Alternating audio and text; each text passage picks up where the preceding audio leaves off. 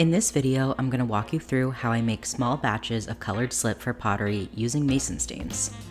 This method is perfect for testing out colors without committing to a giant batch and gives me enough to paint textiles, cups, and mugs. I start with a powdered white clay body as the base and measure out 200 grams per batch. For me, a 200 gram test batch is enough to test thoroughly on some test tiles and cups, but not so much that it becomes too wasteful if I don't end up liking the results.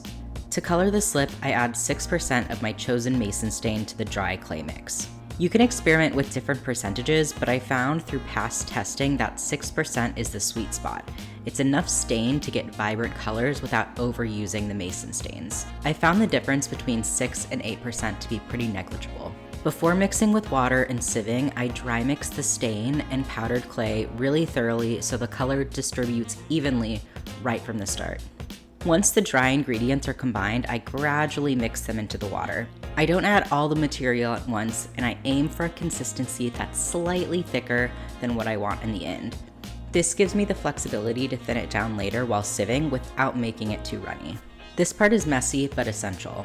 I sieve each batch twice using a 60 mesh screen to get a smooth, chunk-free slip. I use a brush to help work the thicker mixture through the mesh. It takes a little effort, but it makes a big difference in the final application. While I work, I take detailed notes and make sure to label everything. On each container, I write the mason stain number, the color name, the clay body, and the percentage of stain used. I label both the lid and the sides so the info is always visible. Good notes mean I can recreate or tweak my recipes down the line without guessing.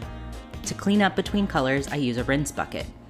After each color, I dump that water into a larger wastewater collection bucket and refill my rinse bucket with clean water.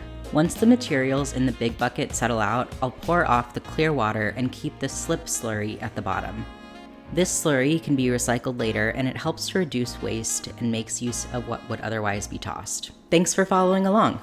Let me know in the comments if you found this video helpful and any other pottery process videos you'd like to see next.